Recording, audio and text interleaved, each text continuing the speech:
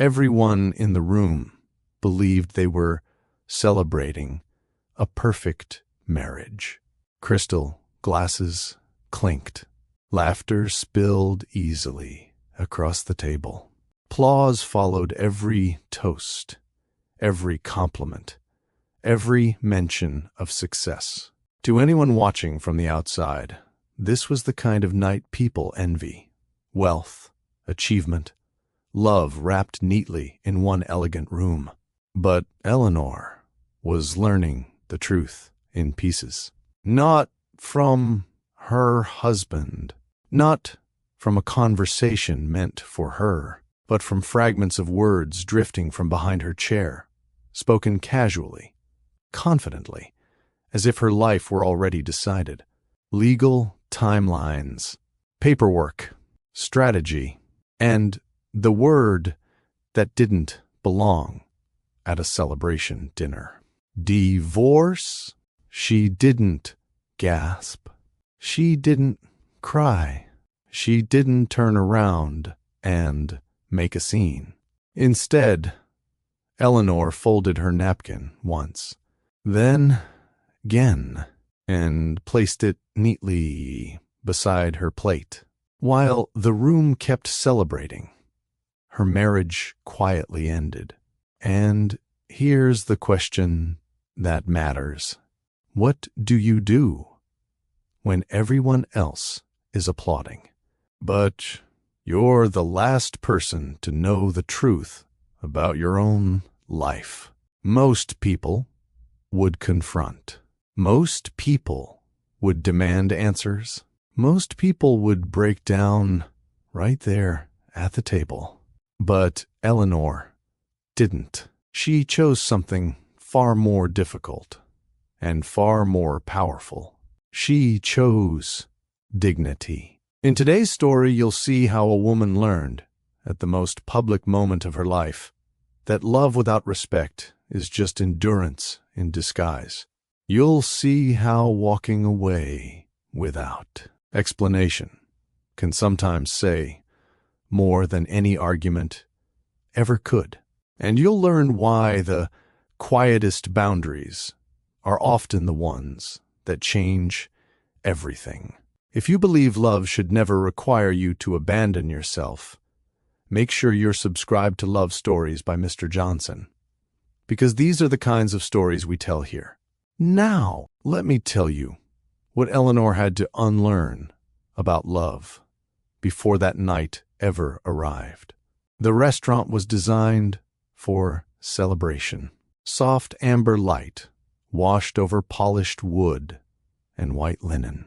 Glass walls reflected the city skyline, every window a reminder of height, success, distance from ordinary life. A pianist played something slow and expensive in the corner, music meant to fill silence without demanding attention. Eleanor sat perfectly still in her chair. Across from her, Thomas smiled as another executive raised a glass.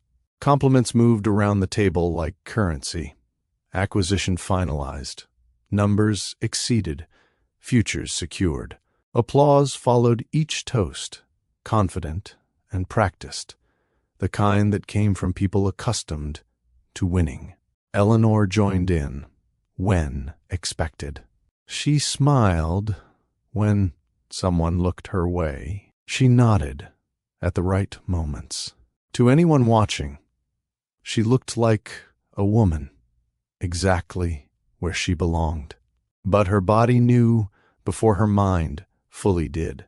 It was a small thing at first, a tightening in her chest, barely noticeable.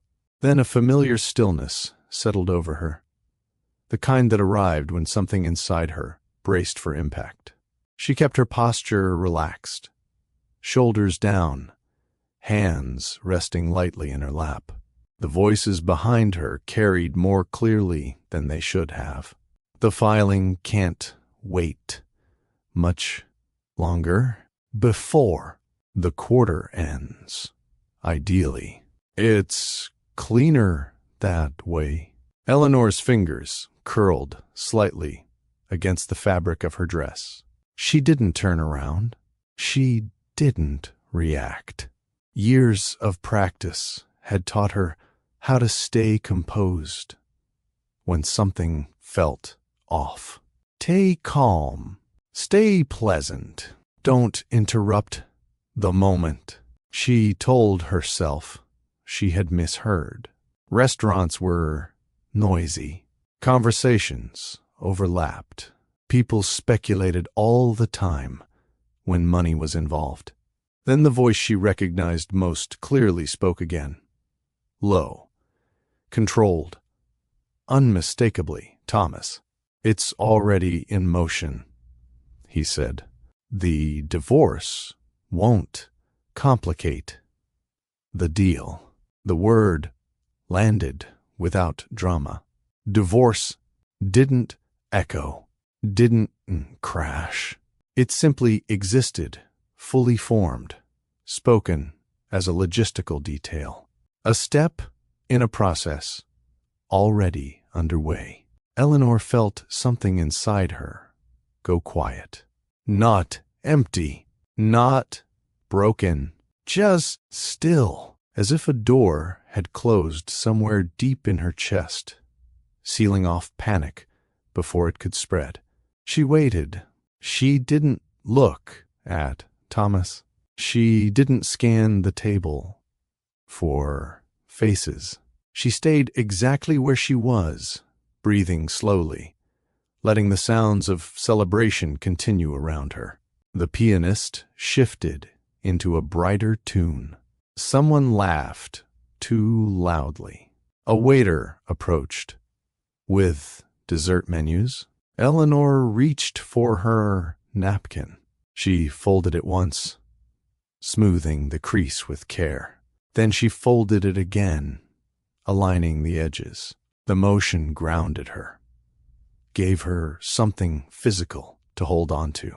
She placed the napkin neatly beside her plate.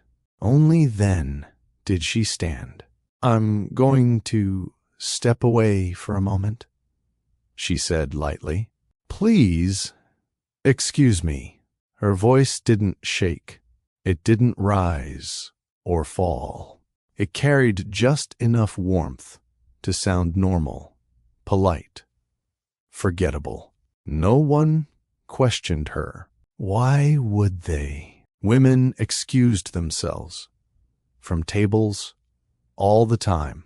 It was unremarkable, invisible. Thomas didn't look up right away. That, more than anything else, confirmed what she already knew. Eleanor walked away from the table without hurrying. Her heels moved quietly across the floor, each step deliberate. She didn't rush, didn't linger. She passed mirrors that reflected her calm exterior back at her. Chin lifted, shoulders steady, expression composed. In the hallway outside the dining room, the noise softened. Applause dulled. Laughter became background hum. She stopped near the wall and placed her palm against the cool surface, just long enough to feel something solid beneath her hand. Inhale. Exhale. She counted to 5. This wasn't shock. Not really. Shock was loud, disorienting. This was recognition, a moment where scattered pieces finally aligned into a clear picture. When someone shows you they've already left, you don't chase the echo. The rule surfaced in her mind without effort, as if it had been waiting for this exact moment. Eleanor had learned it slowly, painfully, over years of explaining herself to people who weren't listening, over nights spent replaying conversations, wondering which words she could have chosen differently. She didn't ask herself what she had done wrong. That alone marked how far she'd come. Instead, she asked one simple question. What do I need right now to remain myself? The answer wasn't confrontation. Not yet. Wasn't answers or reassurance or public clarity. It was space. Eleanor straightened and walked toward the restroom, passing framed photographs of the city, each one carefully curated to suggest permanence and success. She caught her reflection again. Eyes steady, face pale but composed. She remembered another restaurant years earlier, smaller and louder, where she had swallowed her discomfort to keep the peace, where she had laughed through something that hurt because she didn't want to ruin the night. She didn't do that anymore. Inside the restroom, the lighting was softer. Eleanor stood at the sink and turned on the faucet, letting the water run as she rested her hands on the counter. She met her own gaze in the mirror. "This happening," she said quietly. Naming it didn't make it worse. Made it real. She didn't cry, not because she was numb, but because she was present, fully here, fully aware. Grief could wait. Fear could wait. What mattered was how she chose to move next. She dried her hands slowly and stepped back into the hallway just as footsteps approached. Thomas stopped a few feet away. For a moment, neither of them spoke. His expression shifted through surprise first. Had he expected her to stay seated? Then relief, then something guarded. He looked like a man interrupted mid-plan, not a husband caught in a truth he hadn't meant to share. "Eleanor," he said, "I was just coming to look for you." She nodded once. "I heard." The words were simple, unaccusing, final. He exhaled, rubbing a hand along his jaw.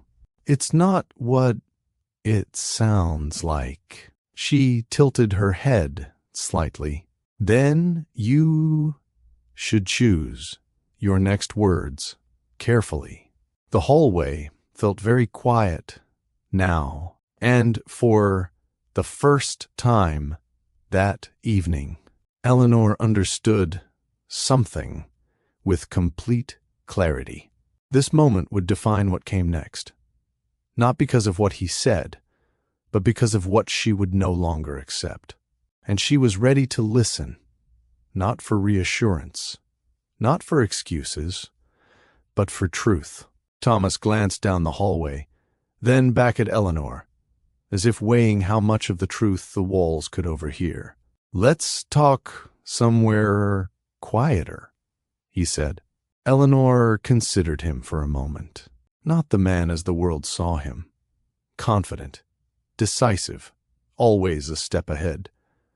But the man standing in front of her now, slightly unsettled, careful, managing. She nodded once. "All right." They walked together, not side by side, but not far apart either, like two people who knew the choreography of partnership, but had forgotten the reason for the dance. At the far end of the hallway was a small sitting area, meant for waiting guests. No music, no audience, just soft chairs and a muted lamp. Thomas gestured for her to sit. She chose the chair closest to the exit. That detail did not escape either of them. He cleared his throat. "I didn't want you to find out how this." Eleanor folded her hands loosely in her lap.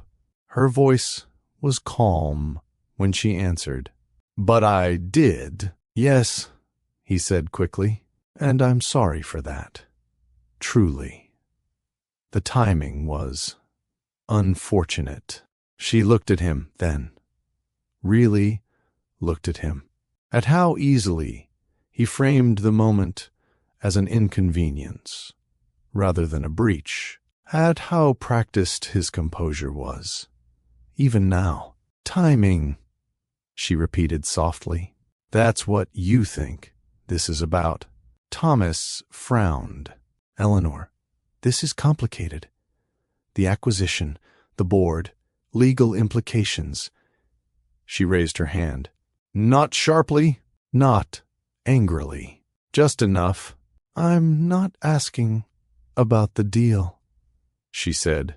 I'm asking about my marriage. The word marriage hung between them, heavier than anything spoken at the dinner table. He sat back, exhaling. I was going to tell you. After tonight. I didn't want it to distract from the celebration. She asked. He hesitated. That was answer enough.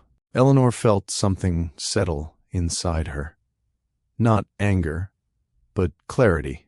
This was the moment she would once have softened, once have reassured him that she understood, that she didn't want to make things harder, that she could wait. She didn't do that now. Thomas, she said evenly, how long have you been planning this? He looked away. A few months.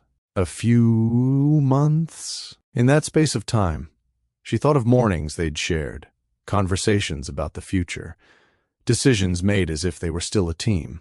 She noted the absence of surprise she might once have felt. Instead, there was a quiet recognition. This is what it feels like when truth finally catches up to silence. And you didn't think to tell me? She asked. I needed to be sure, he said, about the consequences. For who? Eleanor asked. He opened his mouth, then closed it again. She continued, her tone steady. You see, that's the part that matters. Not that you considered divorce. People consider many things. It's that you moved forward without me. You turned my life into a footnote in your planning. That's not fair, he said, sharper now. She nodded slightly. You're right. It's accurate. The tension shifted. This wasn't an argument. It was an exposure. Thomas leaned forward. I wasn't trying to hurt you. I believe you, Eleanor said. And she did. But intent doesn't erase impact. She stood then, not to leave, but to change the dynamic. She wanted him to see her fully upright, fully present. I won't be the last person to know about my own life, she said, and I won't stay in a marriage where honesty is optional. The words didn't tremble. They didn't need to. Thomas stared at her, something like disbelief crossing his face. So that's it? You're just walking away? Eleanor considered the question carefully. No, she said. I'm standing still. He didn't understand at first. She could see it in his eyes. The confusion of someone used to motion, to momentum, to problems that moved when pushed. I'm not making a scene, she continued. I'm not issuing ultimatums. I'm telling you where I stand. What happens next depends on whether you're willing to meet me here, with truth, not strategy. For a moment, he looked like he might argue. Then something in him faltered. The posture he wore so easily in boardrooms didn't quite fit this space. "I didn't think you'd react like this," he admitted. A faint, almost sad smile touched her lips. "That's because I used to react differently." She remembered those versions of herself clearly, the one who would have cried, the one who would have begged for reassurance, the one who would have tried to make it easier for him to leave gently. Those versions had believed love meant endurance. This one knew better. "I'm going to go home," Eleanor said. "You can stay. Finish the evening. That choice is yours." "And after that?" he asked quietly. "After that," she said, "we talk again." "Not tonight. Tonight, I'm choosing dignity." She picked up her purse and walked past him, her steps unhurried. As she moved back through the restaurant, no one noticed anything amiss. The pianist played on. Laughter rose and fell. The celebration continued, untouched. Outside, the night air was cool and grounding. Eleanor paused on the sidewalk, letting the city surround her. Traffic hummed. Somewhere, a siren wailed and faded. Life, unbothered by private turning points, carried on. She took a deep breath. For the first time that evening, the fear arrived, not overwhelming, but present. Fear of change, fear of uncertainty, fear of what standing firm might cost her. She didn't push it, She let it exist alongside something else, something steadier. Self-respect. Eleanor realized then that boundaries weren't walls meant to shut people out. They were lines that showed others where you could be met, how you could be loved. And tonight, she had drawn one clearly. Whatever happened next would happen in the open. She stepped into the waiting car and closed the door, carrying with her the quiet knowledge that no matter how the story unfolded, she had not abandoned herself. Not this time. Let me ask you something important.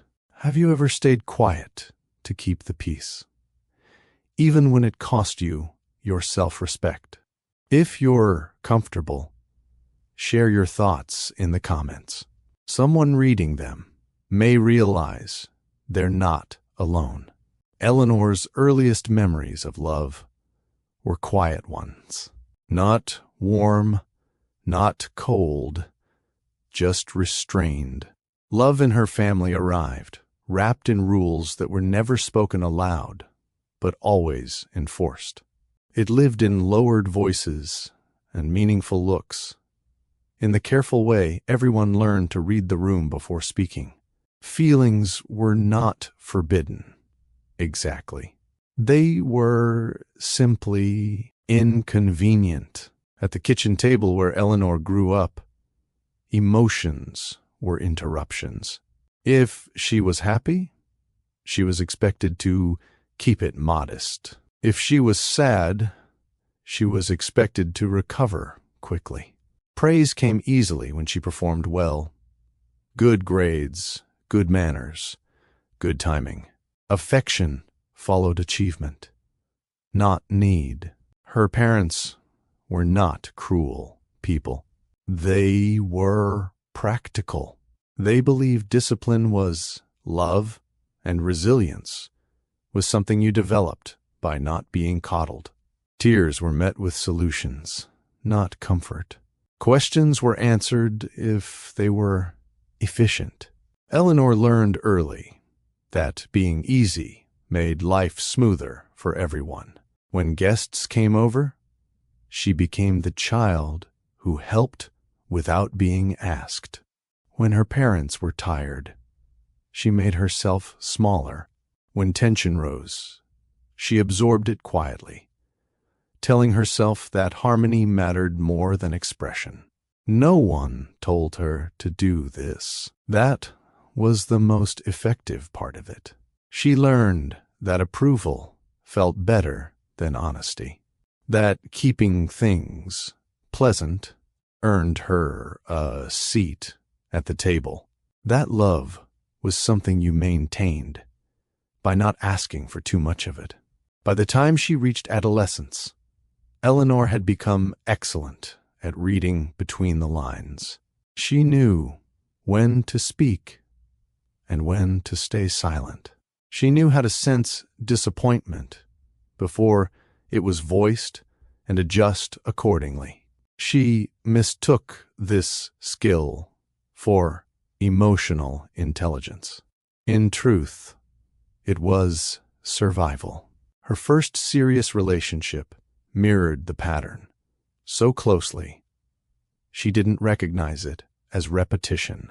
He was kind in the way people are kind when things go smoothly, affectionate when she was agreeable, distant when she pushed back, even gently. When something bothered her, she rehearsed her words carefully before speaking, softening every sentence, cushioning every truth with reassurance. If his mood shifted, she assumed she had misstepped. If he withdrew, she worked harder to restore the balance. She apologized often, sometimes for things she hadn't done, sometimes just for how she felt. At the time, she told herself this was compromise, that all relationships required adjustment. That love meant meeting someone halfway, even if you didn't know where the midpoint was anymore. The first time she noticed the cost, it surprised her. She was sitting alone in her car after a small disagreement. Nothing dramatic, nothing worth revisiting, she told herself. Yet she felt inexplicably tired. Not physically, emotionally, as if she had spent the evening holding something heavy just out of sight. That was when she first wondered, quietly, briefly, why loving someone felt like work she never clocked out from. She dismissed the thought. Work, after all, was familiar. In her career, Eleanor excelled for the same reasons. She was reliable, adaptable, uncomplaining. She anticipated needs before they were voiced. Managers praised her professionalism, her calm demeanor, her willingness to go the extra mile. She learned how to nod during meetings, even when she disagreed, how to rewrite emails to sound less direct, how to make suggestions without appearing demanding. Each time she chose silence over clarity, it was rewarded. Each time she spoke up, she felt the subtle shift, the room tightening, the unspoken resistance. She told herself she was imagining it, that she needed thicker skin. Over time, the lines blurred. The habits she practiced at work followed her home. The habits she practiced in relationships followed her everywhere. She explained herself until her explanations lost shape. She justified her boundaries before anyone questioned them. She adjusted her expectations downward, believing this was maturity. What she didn't realize, what no one had taught her, was that self-abandonment could look like generosity. The exhaustion crept in slowly. It appeared as missed mornings, where getting out of bed felt heavier than it should have, as a persistent ache behind her eyes that no amount of sleep resolved, as the strange loneliness of being surrounded by people who thought they knew her. Eleanor became quieter, not withdrawn, just selective. She spoke less about what she wanted, more about what others needed. When asked how she was, she answered automatically, "I'm fine." She believed it. Most days. It wasn't until a friend asked her a simple question over coffee. When was the last time you felt truly at ease with someone? That something inside her faltered. She couldn't remember. That realization didn't break her. It unsettled her. It made her curious in a way she hadn't been before. Curious about how she had learned to equate peace with silence. Curious about why discomfort felt safer than honesty. She began to notice patterns she had once ignored. How she held her breath in conversations, waiting for the right moment to speak, and then let it pass. How she rehearsed her thoughts internally instead of trusting them aloud. How she felt responsible for other people's reactions. She didn't blame her parents. She didn't resent her past partners. She understood now that everyone did the best they could with what they knew. But she also understood something else. What you learn to tolerate teaches others how to treat you. That awareness didn't transform her overnight. Change rarely does, but it planted something firm inside her, a small refusal to disappear. She started with quiet experiments, saying no without over-explaining, pausing before apologizing, letting silence exist without rushing to fill it. Each choice felt uncomfortable, almost rude, even when it wasn't. But it also felt solid, grounded. Eleanor didn't know it yet, but these small moments, these internal corrections, were preparing her for something larger, for a kind of love she hadn't experienced before, one that would recognize boundaries not as obstacles, but as invitations to meet honestly. She didn't know Thomas yet. She didn't know how different it could feel to be listened to without negotiation, to be respected without persuasion. All she knew, standing there in her own life for the first time, was this: endurance was no longer enough, and love, real love, would have to feel different than everything she had been taught. The first time Eleanor tried to change, it felt unnatural, almost wrong. She noticed it during an ordinary conversation, the kind she'd had hundreds of times before. Someone interrupted her mid-sentence, gently but decisively, redirecting the discussion without meaning harm. Eleanor felt the familiar instinct rise.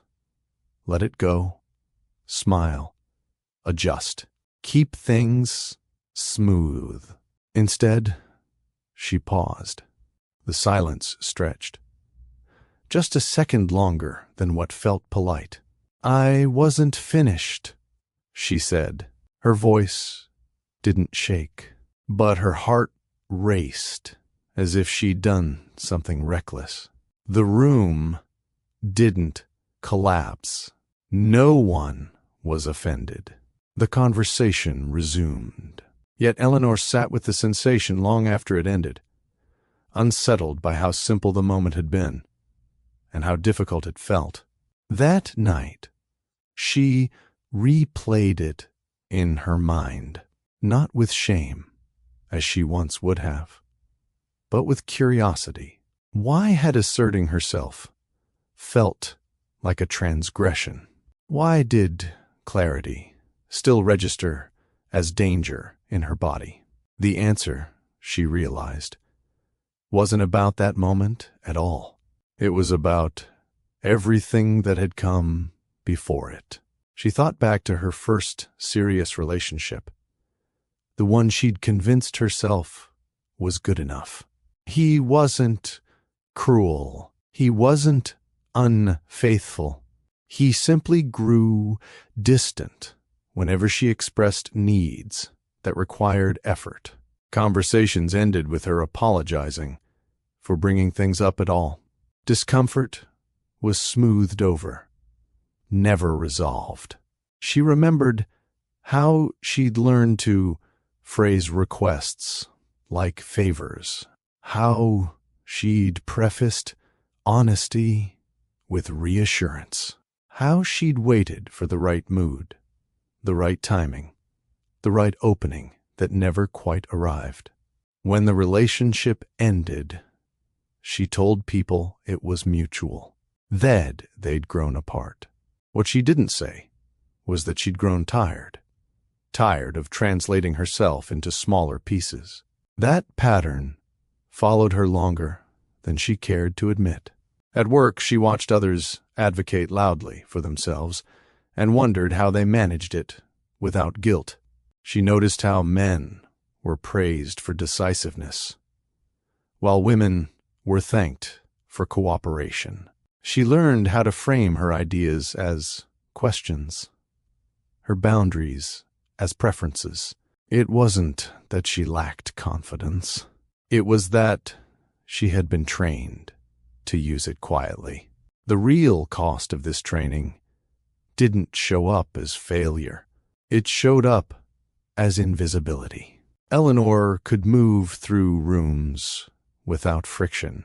She could adapt to almost any environment.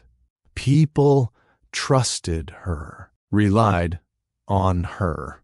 They just didn't always see her. And there was safety in that, she admitted.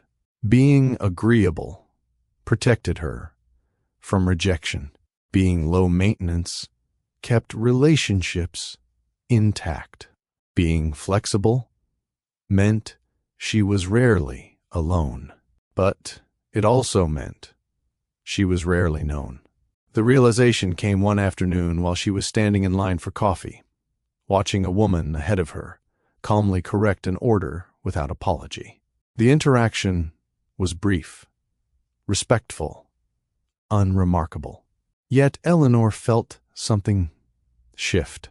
She recognized herself in that woman, not as she was, but as she could be. Someone who didn't need to justify presence or preference.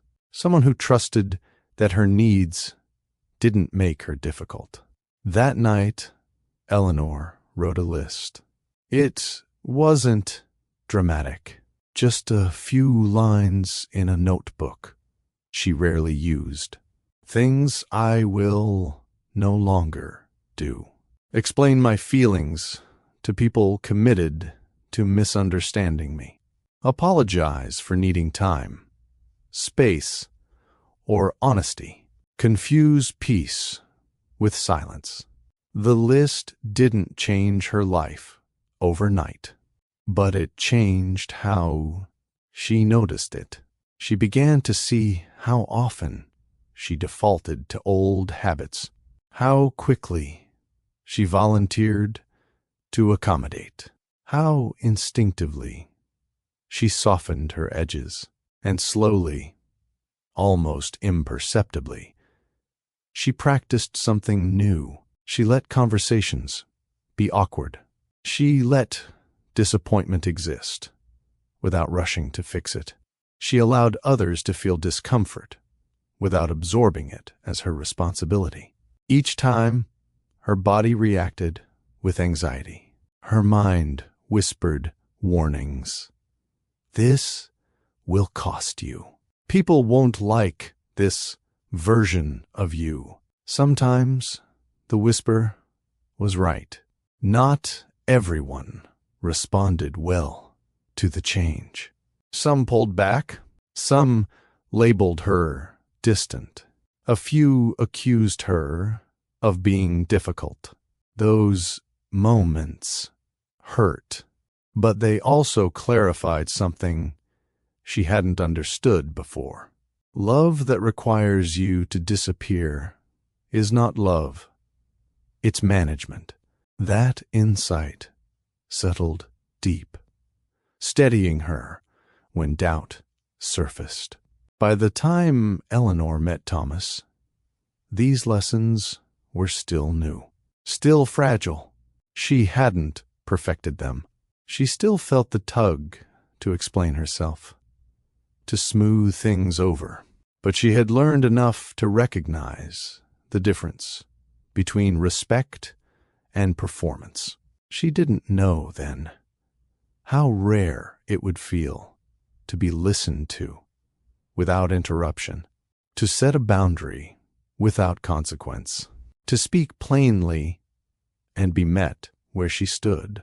She only knew that she was tired of abandoning herself to maintain connection. And for the first time in her life, she was willing to risk losing what didn't honor her for the chance of building something that might. That willingness would change everything. It would shape how she loved, how she married, how she stood up in a hallway years later and refused to be an afterthought in her own life.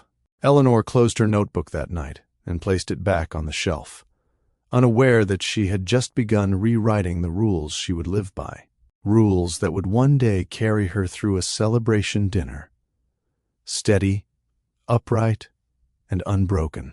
Eleanor's awareness followed her into every room after that. It wasn't loud or dramatic. It didn't announce itself with sudden confidence or sharp confrontation. It showed up as pauses, small hesitations where she used to rush, moments where she noticed the familiar urge to comply before she acted on it. At work, those pauses felt risky. She had built her reputation carefully, reliable, calm under pressure. The one who didn't create problems, only solved them. Colleagues trusted her to smooth tensions, to step in quietly when projects veered off track. Managers praised her adaptability, her professionalism, her team-first attitude. For a long time, Eleanor wore those compliments like proof she was doing something right. Now, she heard them differently. She noticed how often she was assigned extra work without discussion, how easily deadlines were moved closer once she agreed to help just this once, how her suggestions were acknowledged politely but implemented only when echoed by someone else. None of it was overt. That was the problem. One afternoon, during a meeting that had already run long, a decision was made that directly affected her workload. Eleanor felt the familiar tightening in her chest, the instinct to nod and adjust later. She didn't. "I need to be honest," she said, her voice steady. "That timeline doesn't work for me as it stands." The room went quiet, not hostile, just surprised. A manager frowned slightly. "It's important we stay flexible." "I agree," Eleanor said, "and flexibility works best when it's mutual. I can meet this deadline if we adjust the scope, or we can keep the scope and extend the timeline. But I can't do both without sacrificing quality. Her hands were cool on the table, her pulse loud in her ears. For a moment, she wondered if she'd miscalculated, if this would cost her the goodwill she'd spent years earning. Then someone nodded. "That's fair," another colleague said. The conversation moved on. Nothing dramatic happened afterward. No reprimand, no praise either. Just a subtle shift. Work redistributed. Expectations clarified. Eleanor sat back in her chair, surprised by the rush of relief that followed. Not because she'd won, but because she hadn't disappeared to keep the peace. That feeling stayed with her. Outside of work, the changes were less tidy. Friends noticed first. "You've been quieter lately," one of them said over dinner. Eleanor smiled. "I think I've been clearer." They laughed, assuming she was joking. She didn't correct them. Dating was harder. She found herself less willing to tolerate ambiguity, less patient with people who enjoyed her attention but resisted responsibility. Conversations ended sooner. Connections faded more quickly. Loneliness brushed up against her more often than before. But even in those moments, she felt something she hadn't expected: integrity, a sense that she was aligned with herself, even when it cost her comfort. It was during this stretch of her life, this uneasy balance between solitude and self-respect, that she met Thomas. Not at a glamorous event, through some dramatic introduction. They met at a panel discussion hosted by a mutual acquaintance, a small gathering focused on long-term investment and ethical leadership. Eleanor attended out of professional interest, not curiosity about the guest list. Thomas stood out, not because of his presence, but because of his restraint. He spoke briefly, when asked, thoughtfully, without filling space. He listened more than he talked. When others leaned into performance, he leaned into precision. After the event, they found themselves standing near the refreshment table. "What did you think?" he asked, nodding toward the room. "Ba panel?" Eleanor said. "Or the way everyone pretended they weren't networking?" A smile crossed his face. Quick, genuine. "Fairer point," he said. "I'm Thomas." Eleanor. They talked for a few minutes. Nothing personal, just observations, shared humor, an ease that surprised her. Then he asked a question about her work, her motivations, that edged close to something private. Old Eleanor would have answered anyway, filling the space.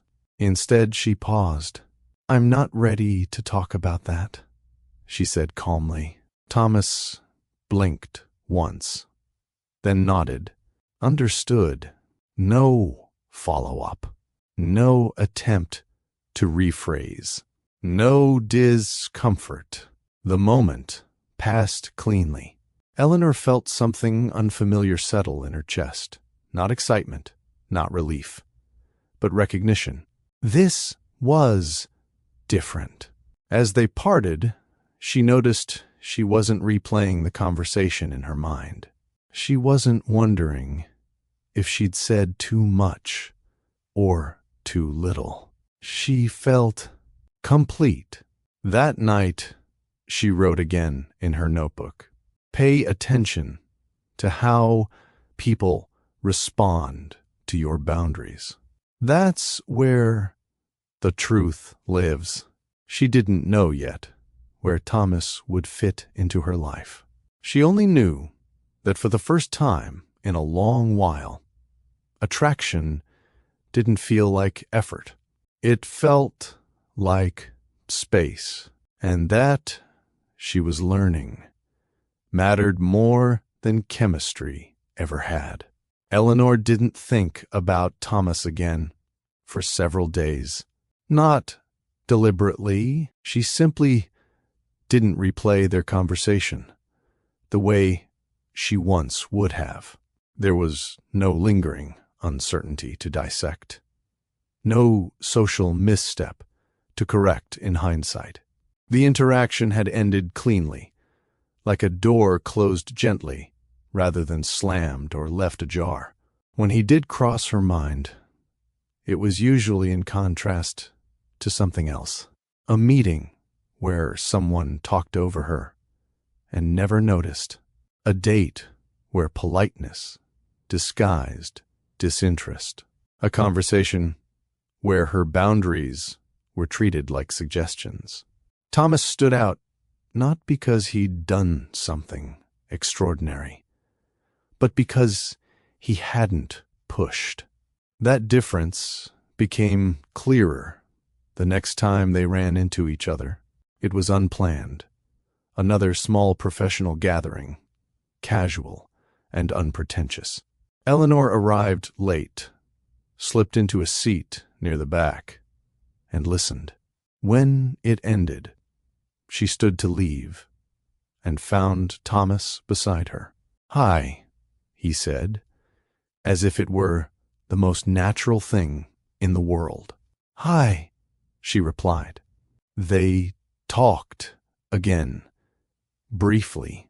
This time, he asked if she'd like to get coffee sometime. Nod as a performance, not with urgency. Just an invitation, offered and left open. Eleanor considered it. "Yes," she said, "I'd like that." Their first coffee lasted exactly 40 minutes. They talked about work, books, travel. They laughed lightly. When the conversation drifted toward something more personal, Eleanor noticed herself hesitate, not because she felt unsafe, but because she was checking in with herself. Was she sharing because she wanted to, or because she felt expected to? She answered only what felt true to offer. Thomas didn't pry. When she paused, he waited. When she changed direction, he followed without complaint. At the end of the coffee, he stood and said, "I enjoyed this." "So did I," Eleanor said. He didn't ask for more. He didn't press for another date. He simply smiled and left. That should have confused her. Instead, it grounded her. Their connection unfolded slowly after that. Texts that didn't demand immediate response. Invitations that came without pressure. Time together that felt additive, not consuming. Eleanor noticed how her body responded around him. She didn't brace herself before speaking.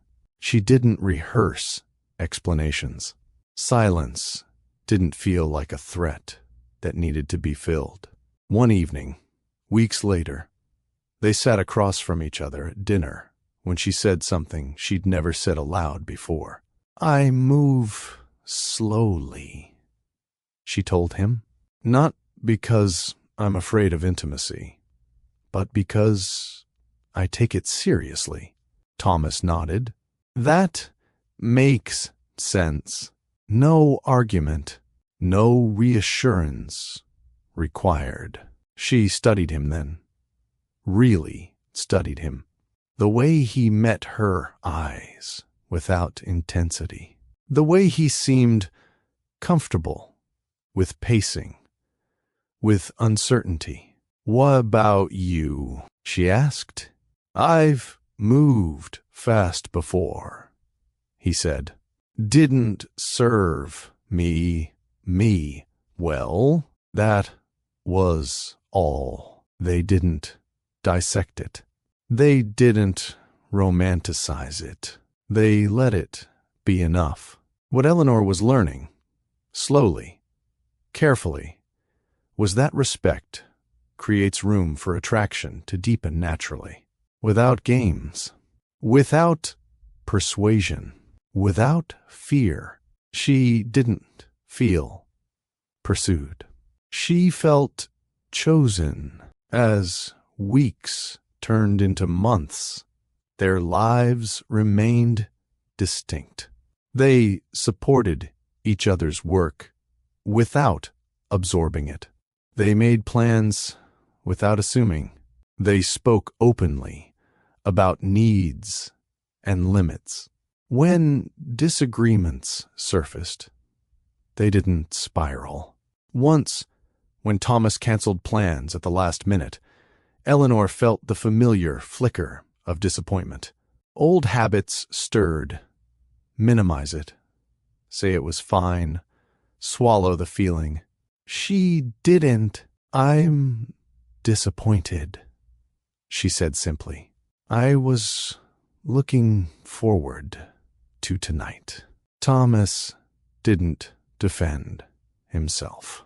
He didn't dismiss her reaction. He apologized, genuinely, and asked what she needed. That moment stayed with her. It wasn't the apology itself that mattered. It was the way her honesty didn't threaten the connection. It strengthened it. For the first time, Eleanor experienced conflict without collapse. This, she realized, was what it meant to be met. Not fixed, not managed. That, she understood then, why so many of her past relationships had felt exhausting. They required constant translation, constant adjustment. This one asked her to be present, not smaller. The decision to marry Thomas didn't arrive in a rush. It arrived after many ordinary days, after shared routines, after conversations about money, time, solitude, after questions were answered honestly, even when the answers were inconvenient. Marriage, for Eleanor, wasn't surrender, was alignment. She entered it knowing who she was, and trusting that Thomas knew too. And for a long time, that was enough, until it wasn't. But that lesson, the one she would draw on later, standing in a hallway, choosing dignity over reaction, was already being written now. In every boundary, respected. In every pause, honored. In every moment where love felt steady instead of urgent. Eleanor didn't know yet how much that steadiness would be tested. She only knew that she had finally learned the difference between being wanted, being valued, and she would never confuse the two again. Marriage did not change Eleanor all at once. There was no dramatic shift, no sudden loss of self, no moment she could point to later and say, "That's where it started." If anything, the early days felt like a continuation of what she and Thomas had already built. Measured, respectful, intentional. They didn't rush the ceremony. They didn't chase spectacle. The wedding was small, thoughtful, more about meaning than display. Eleanor remembered standing beside Thomas and feeling present in her own body, not overwhelmed or swept away. That alone felt like a quiet victory. What mattered to her wasn't the promise itself, but the understanding behind it. From the beginning, Eleanor insisted on conversations most couples avoided until friction forced them. They talked about money, clearly, without embarrassment or euphemism. Thomas had more of it than she ever would, and they named that imbalance honestly. They talked about time, about solitude, about the need to remain individuals within the marriage. "I won't disappear," she told him once. Not defensively, just as a fact. "I don't want you," Thomas replied. And at the time, he meant it. Eleanor kept her work, her friendships, her routines. She didn't step into his life as an accessory or an extension. She remained herself, and Thomas respected that. He admired her steadiness, the way she didn't orbit him, the way she spoke without performance. In many ways, their marriage felt refreshingly ordinary. Mornings began quietly. Evenings ended without tension. When Thomas traveled, Eleanor missed him, but not in a way that unmoored her. She didn't rearrange her entire life around his schedule. When she traveled, he supported her without guilt or expectation. They disagreed, occasionally, about small things at first. Priorities, pacing, assumptions. But disagreements didn't become battles. They were discussed, not defended. Listened to, not managed. Eleanor noticed something important during those early years. She didn't feel the need to earn her place. Love no longer felt like something she had to maintain through vigilance. She wasn't monitoring moods, anticipating disappointment, adjusting herself to remain desirable. She existed in the relationship as she was. And for a while, that's enough for both of them. Thomas's world, however, was expanding. Success followed him easily, then relentlessly. Deals grew larger. Responsibilities multiplied. His time became more fragmented. His attention more divided. Eleanor watched the shift with awareness, not alarm. She knew pressure changed people. She had seen it before. She believed then that honesty could withstand it. At first, the changes were subtle. Late meetings, postponed dinners, conversations that ended with, "We'll talk about it later." Eleanor accepted these moments without resentment. She understood ambition. She understood sacrifice. But she also paid attention. One evening, she mentioned a decision he'd made without consulting her. A small one, but symbolic. Thomas apologized quickly, promised to loop her in next time. He did. For a while, another decision followed, then another. Each time, Eleanor named it, calmly, without accusation. And each time, Thomas listened, but less fully than before. His attention drifted. His responses shortened. Nah, kind. Just distracted. Eleanor felt the old pattern stir, the invitation to be understanding at the expense of herself, the temptation to tell herself it wasn't important enough to address. She resisted it. Instead, she adjusted her expectations, not downward, but inward. She reminded herself that respect wasn't a permanent state. It was a practice, one that required maintenance from both sides. Marriage, she was learning, wasn't where boundaries ended. It was where they mattered most. One night, after Thomas returned late from another trip, Eleanor watched him move through the house with the ease of someone used to being accommodated. He kissed her cheek, asked how her day was, already half turned toward his phone. She didn't interrupt him. She waited. When he finally looked up, she said, "I need us to talk about how decisions are being made." He sighed, not heavily, not angrily, just enough to signal fatigue. "Can it wait?" he asked. "I've had a long day." Eleanor felt the familiar choice present itself. Let it go. Be patient. Bring it up later. She didn't. "No," she said gently. "It can't." He paused, surprised. That moment didn't become a fight, but it did become a marker. Eleanor understood then that love, even healthy love, could drift if left unattended.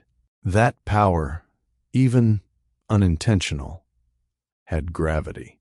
That comfort could quietly replace care. She wasn't afraid, but she was alert because she knew now what she would not trade for peace. And she knew that the strength she felt standing beside Thomas at the altar, the clarity, the self-respect, the wholeness, was not something she was willing to lose, even for marriage, not even for love. The balance didn't tip all at once. If it had, Eleanor might have reacted sooner, more sharply. Sudden changes were easier to name, easier to confront. What unsettled her now was how gradual it all felt, how reasonable each moment seemed on its own. Thomas was busy. Anyone could see that. His calendar filled weeks in advance, blocks of time claimed by flights, meetings, negotiations that stretched late into the night. He was building something massive, something that demanded attention and rewarded focus. Eleanor respected that. What troubled her was not his ambition, but the quiet way it began to take precedence over shared decisions. It started with logistics, a weekend trip rescheduled without discussion, a dinner moved to accommodate a call, a plan adjusted because it was simpler that way. None of it felt malicious. None of it seemed worth a confrontation. And yet, each time it happened, Eleanor felt a small internal recalibration, as if she were being asked, subtly, to adapt again. She noticed how often she was the one adjusting. One evening, Thomas mentioned a speaking engagement he'd accepted, out of state, overlapping with an event she had already invited him to months earlier. Eleanor reminded him, gently. "I didn't realize," he said, "but this important." She waited, not for an apology, not for reassurance, for acknowledgement. "It matters to me," she said, "that you check with me first." He nodded. Of course. And for a moment, she believed the conversation had landed. But patterns have a way of revealing themselves over time. The next decision came more quickly. Then another. Eleanor felt the familiar tension. Is this worth addressing? Am I overreacting? The questions themselves were warnings. She recognized them now as signals she'd learned to ignore before. So she spoke each time, calmly, each time, clearly, and Thomas listened. But something had shifted in how he listened. His responses felt procedural, not reflective, like boxes checked rather than changes integrated. Eleanor didn't accuse him of anything. She didn't dramatize the issue. She simply described what she observed and how it affected her. "I feel sidelined," she said one night. Not intentionally, but consistently. Thomas leaned back, rubbing his temples.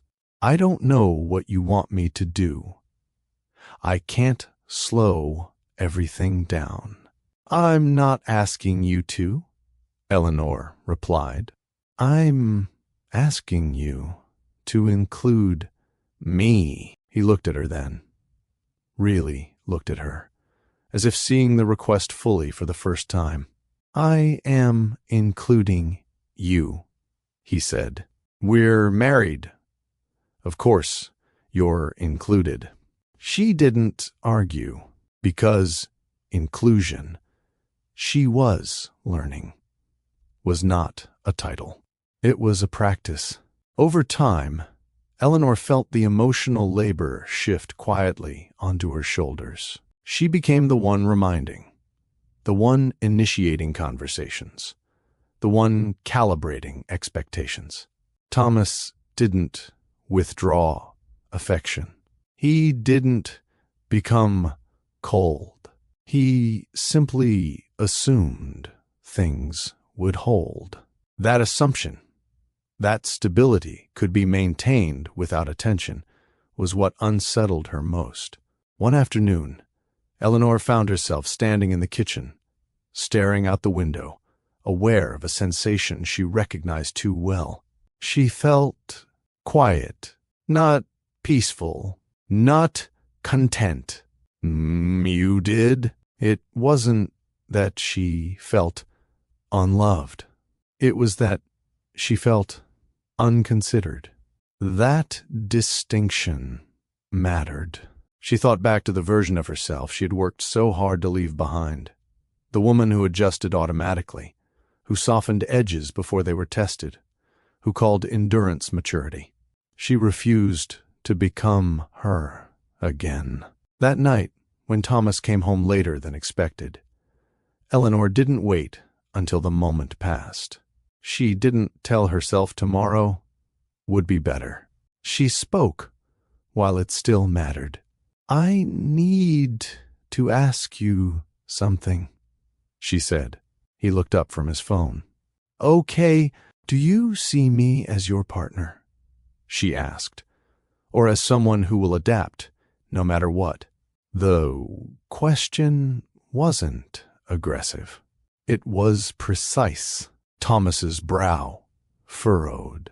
"That's not fair," she nodded. "Then help me understand." Silence filled the space between them. Not tense, but heavy. Eleanor let it exist.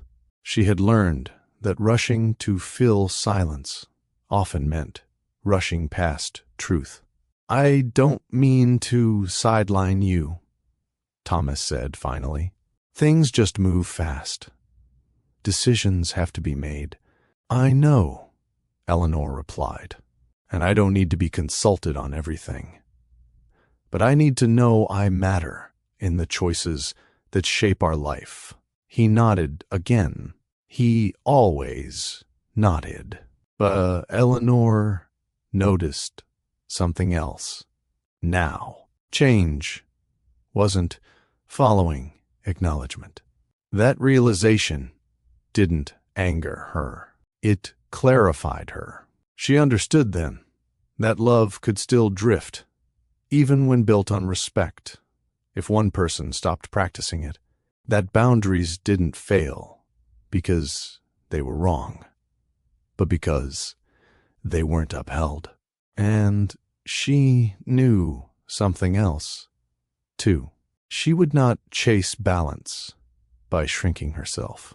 Whatever came next, whatever the cost, she would meet it standing.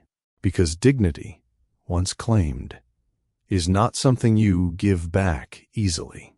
And Eleanor had claimed hers. Eleanor didn't confront the change immediately. Not because she was afraid, but because she was measuring it, trying to understand whether what she felt was temporary strain or something more structural. She had learned the danger of reacting too quickly, of mistaking discomfort for disaster. But she had also learned the greater danger of waiting too long. So she watched. She noticed how conversations increasingly revolved around Thomas's schedule, his priorities, his stress, how her updates were received with affection but not curiosity, how plans were made with an unspoken assumption that she would accommodate. None of it was cruel. That, Eleanor thought, was what made it so easy to excuse. There were still good moments. Laughter over dinner, familiar jokes, comfort in shared routines. Those moments mattered, and she didn't discount them. She knew marriages were not sustained by intensity alone, but by continuity. Still, something essential felt misaligned. One evening, Eleanor mentioned a professional opportunity she was considering. Nothing life-altering, but meaningful. Thomas listened, nodded, and offered a quick opinion before moving on to a call he needed to take. Later, lying awake beside him, Eleanor replayed the moment. He had heard her, but he hadn't stayed there. That distinction stayed with her long after the night passed. The next morning, she made a small decision. She stopped cushioning her honesty. When Thomas asked how she was, she didn't say fine out of habit. She said, "I feel a little distant lately." He looked surprised. "From me?" "Yes," she said. "From us." He frowned, concerned now. "Why didn't you say something sooner?" Eleanor met his gaze steadily. "I am saying it." They talked then, carefully, politely. Thomas reassured her. He promised to be more present. Eleanor listened, hopeful, but grounded. She had learned not to confuse intention with outcome. Weeks passed. Some things improved. Those didn't. Thomas made more effort in visible ways. Flowers, gestures, occasional cleared evenings. But the deeper issue remained untouched.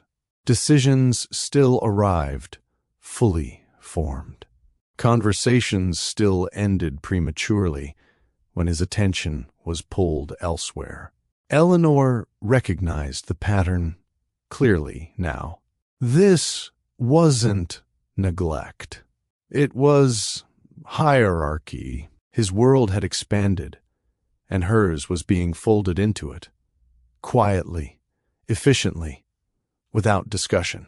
He didn't demand this. He simply assumed it. One afternoon, Eleanor found herself canceling plans she cared about to accommodate a sudden change in Thomas's schedule. She hung up the phone and sat in silence, the weight of the choice settling heavily. No one had forced her hand. That was the problem. She realized then that self-respect wasn't just about setting boundaries. It was about honoring them consistently, even when the cost was discomfort. Especially then. That evening, when Thomas came home, Eleanor didn't ease into the conversation. She didn't wait for the perfect moment. "I need to talk," she said. He nodded, setting his phone aside. "I'm adjusting more than I should," she continued, "and I'm starting to lose myself in that adjustment." Thomas looked unsettled. "I don't want you to feel that way. I know," she said gently, "but wanting isn't enough anymore." He leaned forward. "What you saying?" She took a breath. "I'm saying we need to rebalance this. Not later. Not eventually. Now." The word now changed the air. Thomas hesitated. "I don't know how realistic that is." Eleanor felt the truth of that land, not as rejection, but as information. She nodded slowly. "Then we need to be honest about what this marriage is becoming." Silence followed.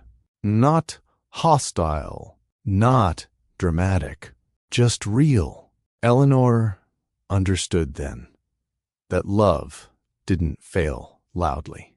It thinned, it drifted, it shifted shape until one person was holding more than they should. And she knew, deeply, without panic, that she would not carry it alone. Whatever happened next would require clarity, and she was ready to ask for it. The resistance didn't arrive as anger. That surprised Eleanor. She had prepared herself for raised voices, defensiveness, maybe even accusations. Instead, what met her was something quieter and harder to navigate. Uncertainty. Thomas sat across from her, elbows resting on the table, hands loosely clasped. He looked thoughtful, not hostile. Tired, not dismissive. The kind of posture that suggested he wasn't refusing her request, just struggling to place it within a life that no longer slowed down easily. "I don't want to lose you," he said finally. Eleanor listened carefully, not just to the words, but to what they carried. "I don't want to lose myself either," she replied. The simplicity of the statement felt almost fragile in the air between them. Thomas exhaled. "I feel like you're asking me to choose." "I'm asking you to notice," Eleanor said. "There's a difference." He frowned slightly. "Notice what?" "How much of our life is being decided without me," she answered, "and how often I'm expected to adapt without discussion." He looked away. "I didn't realize it felt that way." "I know," she said. "That's what scares me." That was the moment something shifted, not outwardly, but internally. Eleanor realized she was no longer trying to convince him. She was informing him. The difference mattered. They talked for a long time that night about expectations, about stress, about how success had accelerated Thomas's world faster than either of them had anticipated, about how Eleanor's steadiness, once admired, had slowly been taken for granted. Thomas admitted he felt overwhelmed. That decisions moved quickly because they had to. That pausing sometimes felt like falling behind. "I don't mean to leave you out," he said. "I just don't always know how to slow down." Eleanor nodded. "I'm not asking you to slow your work. I'm asking you to slow your assumptions." That landed, at least partially. Over the next few weeks, Eleanor watched closely, not with suspicion, but with clarity. She had learned the danger of mistaking conversations for change. Some things did improve. Thomas checked in more often. He asked before committing to plans that affected them both. He listened longer when she spoke, but other things remained unchanged. The deeper pattern, the belief that momentum excused omission, still surfaced under pressure. Eleanor felt the emotional cost of holding her ground more acutely now. It would have been easier to slide back into accommodation, easier to accept partial change and call it progress. But something inside her refused. She noticed how often she felt tired after conversations that required her to advocate for basic consideration. How often she left those moments feeling like she'd negotiated for space she shouldn't have had to justify. One evening, after another long day for both of them, Eleanor stood alone in their bedroom, folding laundry. The ordinariness of the moment struck her. This was how lives were shaped, not through grand conflicts, but through daily choices, through what was addressed and what was allowed to persist. She realized then that patience, once a virtue, had become a risk, not because Thomas was unworthy of it, but because she was. That night, she didn't initiate another conversation. She didn't push for reassurance or resolution. Instead, she made a quieter decision. She stopped compensating. She stopped rearranging her schedule to anticipate his. Stopped filling silences with understanding. Stopped managing the emotional temperature of the room. When Thomas noticed the shift, he asked about it. "I'm giving us space to be honest," Eleanor said, "even if that honesty is uncomfortable." He studied her. "Are you pulling away?" She met his gaze. "No, I'm standing still." The words surprised them both. It became clear then that the tension between them wasn't about love fading. It was about whether love could evolve without asking one of them to disappear. Eleanor felt the weight of that question settle into her bones. She didn't know, yet, how it would be answered. But she knew something else with certainty. She would no longer trade clarity for closeness. She would no longer confuse patience with self-betrayal. She would no longer make herself smaller to make the relationship feel stable. Whatever the outcome, it would be built on truth, or it wouldn't be built at all. And for the first time, Eleanor wasn't afraid of that possibility. She was prepared. Stories like this aren't about drama. They're about the quiet choices that shape our lives. If you value love built on honesty and self-respect, subscribe to Love Stories by Mr. Johnson for weekly stories that teach as much as they move. The distance between Eleanor and Thomas didn't announce itself. It showed up in glances that lingered too long on phones, in pauses where conversation used to live, in the subtle way They began to move around each other instead of toward each other. Other people noticed before Thomas did. Friends asked questions, framed as jokes. Colleagues commented on Eleanor's independence with admiration that carried a hint of concern. Even strangers, people who didn't know them well, picked up on the shift, the way Eleanor stood alone more often at events where she used to stand beside her husband. "You're handling everything so well," someone said to her at a gathering one evening. "I don't know how you do it." Eleanor smiled politely. She had learned that praise was often a disguised expectation, the expectation to endure, to adapt, to carry things quietly, so no one else felt discomfort. Thomas's world was moving faster than ever now. Success stacked on success, pressure layered onto pressure. His name appeared more often in places Eleanor didn't read. His schedule filled weeks in advance, commitments overlapping like dominoes that had already begun to fall.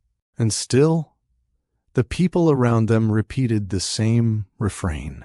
"He's under so much stress. This just a season. You know how demanding his work is." Eleanor heard the message beneath the words. Be patient. Be flexible. Be understanding. She had been all three. What they didn't see, what she didn't bother explaining, was how often patience had already asked her to move aside, how flexibility had slowly become expectation, how understanding had been confused with silence. One afternoon, Eleanor sat across from a close friend at lunch. The conversation drifted, as it often did, toward Thomas.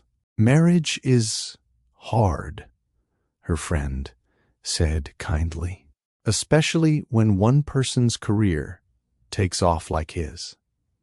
You just have to weather it." Eleanor stirred her drink slowly. Weather implies it will pass on its own. Her friend looked at her, puzzled. "I think storms pass," Eleanor continued. "Patterns don't." The words surprised her as she said them. They felt truer spoken aloud. Later that night, Eleanor raised the issue with Thomas again, not as an accusation, not as a plea. "I feel like the world expects me to absorb what you don't have time for," she said. Thomas frowned. "That's not fair." "I'm not saying you intend it," she replied. "I'm saying it's happening." He rubbed his face tiredly. "Everyone is stretched right now. This isn't personal." "That's the problem," Eleanor said softly. "It should be." The conversation ended without resolution, not because they argued, but because Thomas's phone rang, and he answered it. "Just for a moment," he'd said. "Just one call." Eleanor sat there, listening to his voice shift into efficiency, into control, into the version of himself the world rewarded. She realized something then that unsettled her deeply. The version of Thomas that succeeded everywhere else was the same version, slowly crowding her out. Not maliciously, not deliberately, but effectively. She went to bed that night with a familiar heaviness in her chest, the kind she'd once mistaken for normal, the kind she'd promised herself she would never accept again. The next day, Eleanor made a decision that would quietly change the balance between them. She stopped explaining. When Thomas was late, She didn't fill the silence with reassurance. When plans shifted, she didn't rush to adjust without comment. When disappointment surfaced, she named it plainly and let it exist. The change unsettled him. "You've been distant," he said one evening. "I've been honest," Eleanor replied. "That feels like distance," he said. She looked at him steadily. "That's because we're used to my honesty being hidden." The words hung between them. Eleanor understood then that boundaries didn't just protect you from harm. They revealed where relationships had been relying on your silence to function. And once revealed, things could not return to how they were. Outside voices continued to urge patience, to remind her of privilege, of status, of what she might lose. But Eleanor had learned something crucial long before this moment. Anything that requires you to abandon yourself is already costing you more than you realize. She didn't know how Thomas would respond to the shift she'd made. She didn't know whether the marriage would bend or break under the weight of truth. What she did know was this: she would not be pressured by love, by success, or by anyone else into disappearing again. Not now, not ever. The pressure didn't come from Thomas alone. That was what surprised Eleanor most. It came from the margins, from well-meaning voices, from concerned glances, from conversations that started with sympathy and ended with subtle instruction. People who loved her, people who respected Thomas, people who believed they were being helpful. They all seemed to agree on one thing: this was not the time to rock the boat. Her mother called one afternoon, her tone careful, as if testing the temperature before stepping in. "You sound tired lately," she said. "Is everything all right?" Eleanor hesitated, not because she didn't know the answer, but because she knew what honesty would invite. "I'm being more direct than I used to be," she said finally. "It's creating tension." There was a pause on the line. "Well," her mother said gently, "marriage requires compromise." Eleanor closed her eyes. She had heard that sentence her entire life. "Yes," she replied, "but compromise goes both ways." Her mother didn't argue. She didn't need to. Silence did the work instead. Heavy, familiar, filled with expectation. Eleanor felt the old reflex rise, reassure, soften, retreat. She didn't. At work, colleagues offered a different version of the same advice. "You're doing amazing," one said, "holding everything together." Another smiled knowingly. "Men like him don't always notice what they're asking of you." Eleanor thanked them politely. She understood what they meant. She also understood what they assumed, that she would continue to absorb the imbalance because she always had. That assumption no longer applied. At home, the shift became impossible to ignore. Thomas felt it in the quiet, in the way Eleanor no longer preemptively filled gaps, in the way she no longer managed his stress by minimizing her own reactions, in the way she waited for him to meet her instead of moving toward him first. One evening, After dinner sat untouched between them, Thomas spoke. "Everyone thinks you're pulling away," he said. Eleanor looked up. "There? Friends?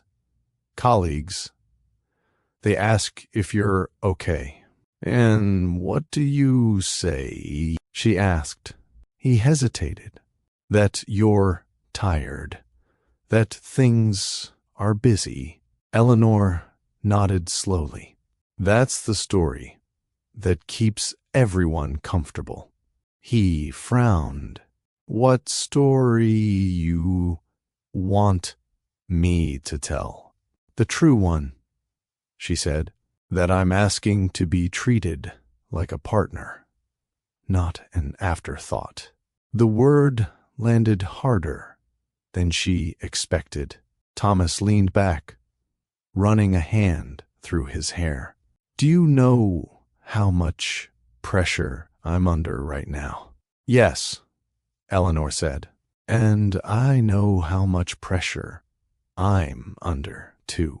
He looked at her, genuinely surprised. "From what?" The question hurt more than anger ever could have. "From holding space for a marriage that doesn't seem to have room for me," she said quietly. Silence followed. Not thoughtful, defensive. Thomas stood and began pacing, frustration bleeding through his restraint. "I feel like nothing I do is enough lately," he said. "No matter how hard I try, it's never quite right." Eleanor recognized the pivot immediately. The moment where accountability began to slide into self-protection. "I'm not asking for perfection," she replied.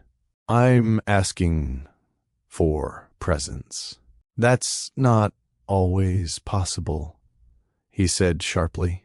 "Then we need to be honest about what is possible," she said. "And whether that's enough for both of us." The tension escalated, not into shouting, but into something colder, a standoff between momentum and meaning. Thomas stopped pacing. "So what are you saying?" Eleanor felt the weight of the moment settle fully. Now, this was the risk. This was the cost of clarity. "I'm saying I won't keep shrinking so this works," she said, "even if shrinking would make things easier." The words were steady. They didn't tremble. Thomas stared at her, searching her face for something. Flexibility, perhaps, a sign that she would soften. That was a phase. He didn't find it. That night, Eleanor lay awake long after Thomas fell asleep. The house felt different, less like a shared shelter, more like a space negotiating its purpose. Fear crept in then, quietly. Fear of being misunderstood. Fear of losing what she had built. Fear of standing alone in her truth. She let the fear exist without obeying it, because she understood something now that she hadn't before. Being loved at the cost of yourself is not safety. It's erosion. And even if clarity fractured the image everyone else preferred, she would choose it. Not to punish Thomas, not to prove a point, but to remain whole. Whatever came next, whatever the outcome, would come from that place. And that, Eleanor knew, was the only ground worth standing on. The first sign that the tension between Eleanor and Thomas had become visible to the outside world came in the form of an invitation. A formal one, An email marked important, sent to both of them, announcing a celebration dinner to honor the completion of a major acquisition. The language was polished, enthusiastic, full of certainty. It spoke of milestones, partnerships, and shared success. Eleanor read it slowly, twice. Thomas glanced at it once and said, "We should go." Not, "I'd like us to go." Not, "How do you feel about it?" Just, "We should." Eleanor didn't respond right away. This was how decisions had been made lately. Assumed, not discussed. Presented as conclusions, rather than conversations. "I'll think about it," she said. Thomas looked at her, surprised. "It's expected." "By who?" she asked. He hesitated. "By everyone." Eleanor nodded. "That's not an answer." The room grew still. Thomas exhaled slowly, clearly frustrated. "Why does everything feel like a negotiation now?" he asked. "Because for a long time," Eleanor replied. "It wasn't." That night, she lay awake, considering the invitation. She knew what the dinner represented. Not just success, but image, unity, the reassuring picture of a powerful man and his composed wife standing together, unshaken, unexamined. She also knew what attending would require of her. A performance, smiles, small talk, silence. She asked herself a question she'd learned to trust. Would going cost me something I can't afford to give? The answer came quietly, but clearly. Yes. The next morning, she told Thomas she would attend, but on one condition. "I won't pretend everything is fine," she said. "If I go, it's as myself, not as a symbol." Thomas frowned. "No one's asking you to pretend." Eleanor met his gaze. "That's exactly what they'll expect." He didn't deny it. The days leading up to the dinner were strained, not openly hostile, but weighted. Conversations stayed practical. Emotional topics were deferred. It felt like a ceasefire, not a resolution. Eleanor noticed how often Thomas was away, how many calls he took behind closed doors. She noticed how often he seemed elsewhere, already moving ahead of the present moment. One afternoon, she overheard him on the phone in his office. After the dinner, he said, That's the cleanest." Eleanor paused in the hallway, heart steady, senses sharpened. "No reason to complicate things publicly," he continued. "We'll handle it quietly." She didn't move. She didn't interrupt. She didn't need to hear more. Something settled inside her then. Not panic, not grief, but readiness. This was no longer just about imbalance or misunderstanding. This was about exclusion, about decisions being finalized in rooms she wasn't invited into. That evening, she packed a small bag and placed it in the trunk of her car. Not because she planned to leave, but because she planned to be prepared to choose herself, whatever that meant. When Thomas noticed the bag later, he asked about it casually. "Just in case," she said. "In case of what? In case I need space, she replied.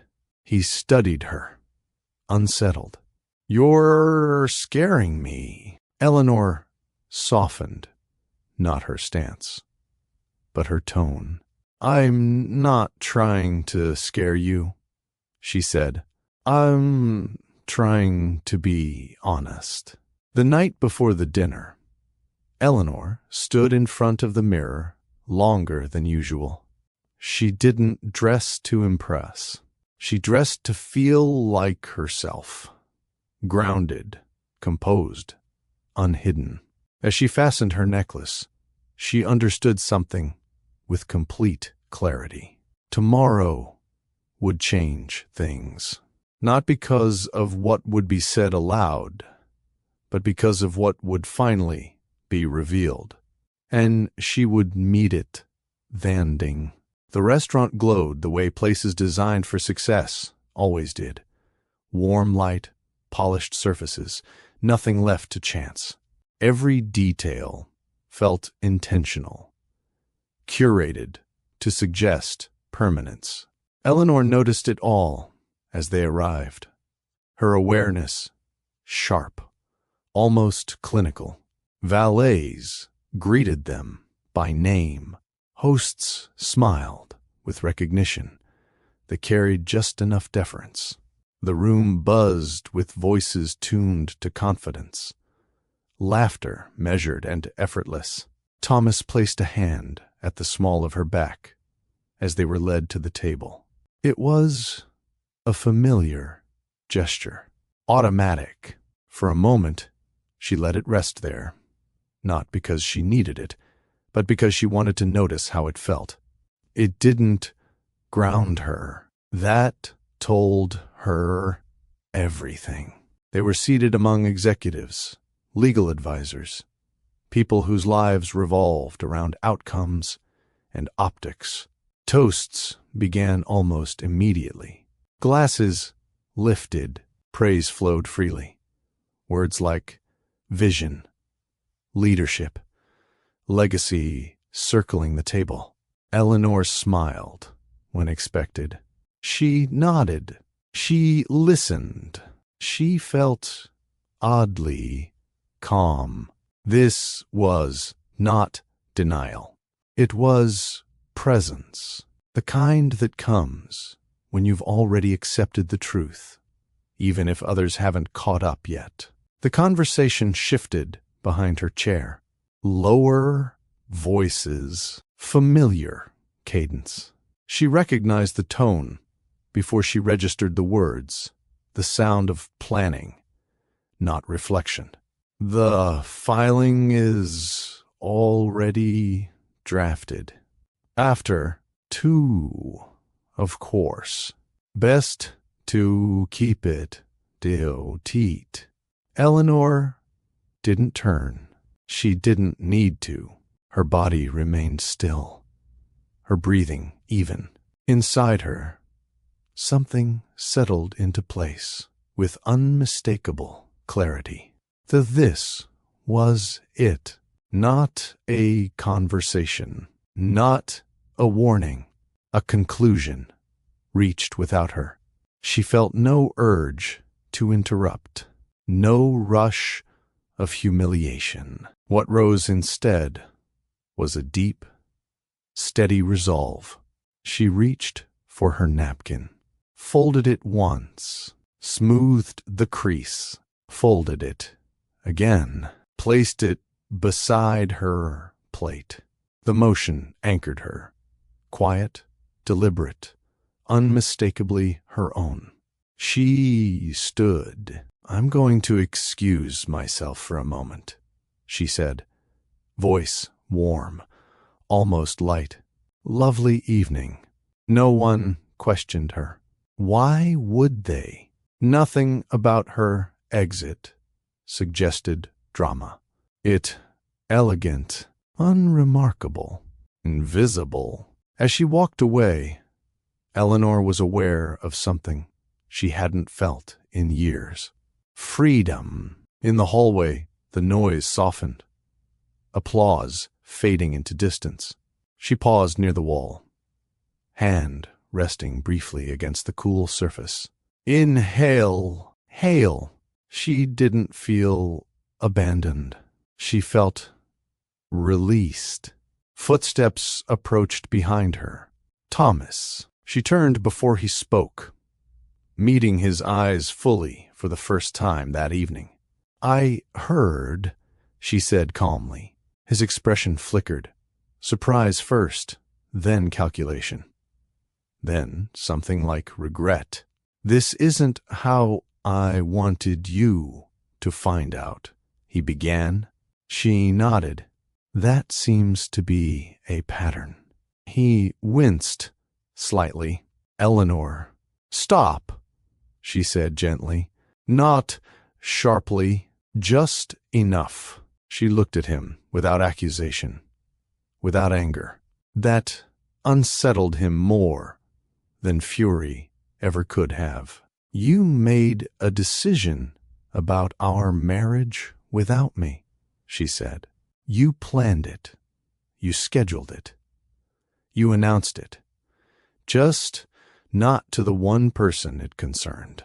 He opened his mouth, then closed it again. She continued, steady as stone. I won't be the last person to know about my own life. Silence stretched between them, heavy and final. I was trying to protect you, Thomas said, finally. Eleanor smiled, faint and sad. You were protecting the image. He had no response. She took a small step back, reclaiming her space. I'm leaving, she said. Not the marriage. Yet. The building. He looked panicked now. We can talk about this later. We already did, she replied. Just not in the same room. She turned and walked away, heels steady, spine straight, heart calm. Outside, the city air was cool and grounding. Eleanor stood for a moment beneath the lights, the sounds of traffic reminding her that life continued, unbothered by private turning points. She realized something, then, that would stay with her long after this night. Dignity doesn't demand witnesses. It doesn't raise its voice. It simply refuses to beg. And tonight, in the most public moment of her life, Eleanor had chosen herself, quietly, completely, without apology. Whatever came next would be shaped by that choice. And for the first time, she trusted the ground beneath her feet. The house was silent when Eleanor returned. Not the peaceful kind of silence that settled after a long day, but the suspended kind, the kind that waits. She placed her keys on the entry table with care, as if noise itself might disturb something fragile. She didn't turn on the lights right away. Instead, she stood there in the dark, breathing evenly, letting the reality of the night catch up to her body. The celebration, the hallway, the look on Thomas's face when control slipped and truth stood in front of him without compromise. She felt steady, not triumphant, not devastated. Steady. Eleanor removed her shoes and walked through the living room, fingers brushing familiar surfaces. This was her life, too. Not a backdrop, not a supporting role. A life she had built deliberately, piece by piece. She poured herself a glass of water and sat at the kitchen table. No phone, no distractions, just space to think. For the first time in a long while, her thoughts didn't spiral. She didn't ask herself how she could have handled it better. She didn't replay the conversation to soften its edges. She didn't imagine different versions where she'd been more patient, more accommodating, more forgiving. She had been clear. That was enough. The sound of the door opening broke the quiet. Thomas entered slowly, as if unsure whether he was welcome. He set his jacket down, loosened his tie. For a moment, he simply stood there, watching her across the room. "You left," he said. "Yes," Eleanor replied. "I was going to come after you." "You did," she said calmly. "You just arrived later." He winced at that. They sat across from each other, at the table, the space between them charged, but contained. No audience now, no applause, no image to preserve, just truth. "I never wanted it to happen like that," Thomas said. "You should know that." Eleanor studied him, not unkindly, but without illusion. "I believe you didn't want conflict," she said. "I don't believe you didn't want control." His jaw tightened. "That's not fair," she nodded. "It's accurate." The words landed, clean and unadorned. Thomas leaned back, running a hand through his hair. I felt trapped. Everything was moving so fast. Decisions had to be made, and you made them, Eleanor said. "Without me." "I thought I was protecting you from the mess," he replied. Eleanor's voice softened, not in concession, but in clarity. "You protected yourself from discomfort," she said. "You protected the timeline, the optics, the room." He didn't interrupt this time. "What you didn't protect," she continued, "was the marriage." Silence followed. Heavy, necessary. Thomas looked at her then. Really looked at her. As if seeing the cost of his choices for the first time. Not the professional cost, the personal one. "I didn't think you'd walk away like that," he said quietly. Eleanor folded her hands in front of her. "I didn't walk away. I stepped out of a situation where I was being erased. The distinction mattered." He swallowed. "I don't want a divorce." The words hung there, stripped of strategy. Eleanor didn't respond immediately, not because she was punishing him, but because she was listening to herself. "I don't want to stay in a marriage where honesty is optional," she said finally. "I won't negotiate that." Thomas nodded slowly. "I know knowing isn't enough anymore," she replied. "I need to see what changes when there's no audience." That was the reckoning, not a fight, not an ultimatum, a demand for truth, sustained beyond crisis. Thomas sat forward, elbows on the table, his voice quieter now. "What are you asking for?" Eleanor met his gaze, unflinching.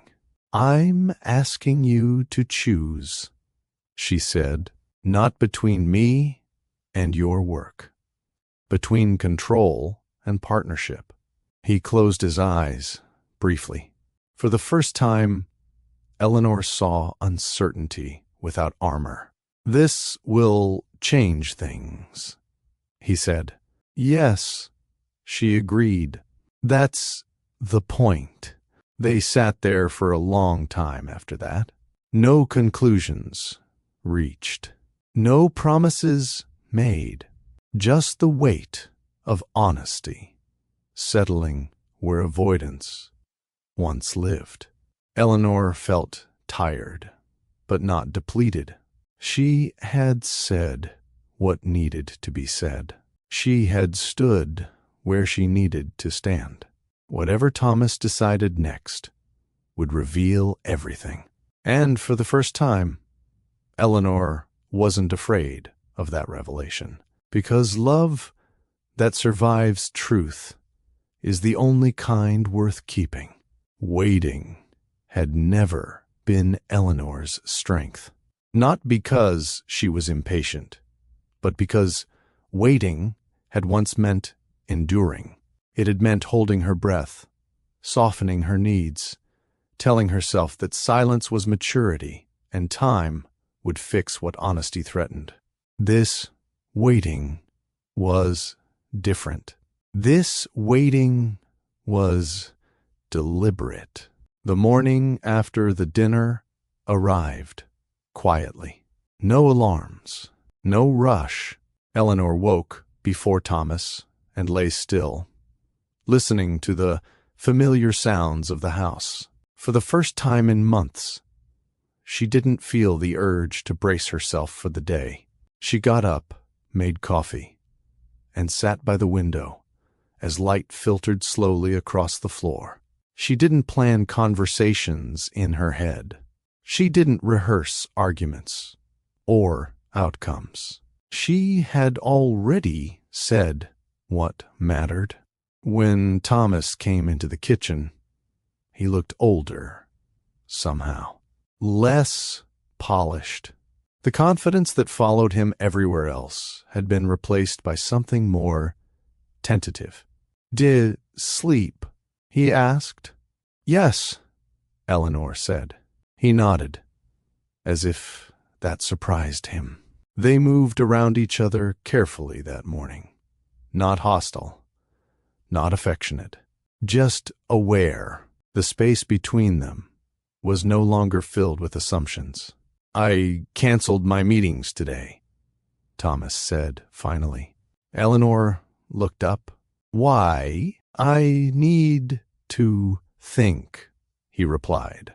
"Without distraction." She nodded once. "That sounds necessary." He watched her closely. "You're not asking me what I'm thinking. I trust that you'll tell me when you're ready," she said. "If you're ready." The words were not a test. They were a boundary. Thomas left shortly after, saying he needed air. Eleanor didn't ask where he was going. She didn't track the time. She went about her day, answered emails, took a walk, cooked herself a simple lunch. Each ordinary action felt grounding, as if she were stitching herself more firmly into her own life. For the first time, she noticed something unexpected. She wasn't anxious. She didn't feel suspended in uncertainty. She felt intact. The truth was, Eleanor had already crossed the hardest threshold. She had chosen herself without knowing whether love would follow.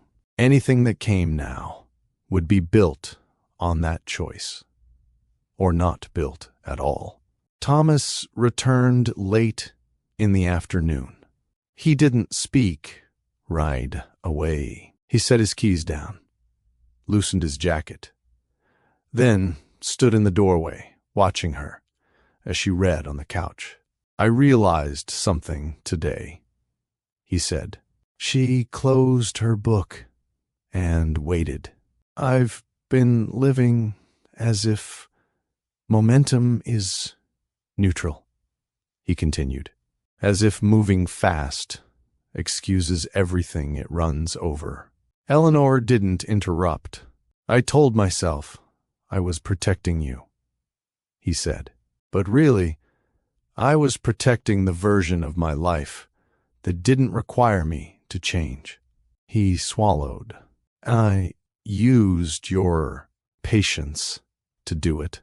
The mission was quiet, unpolished, real. Eleanor felt emotion rise.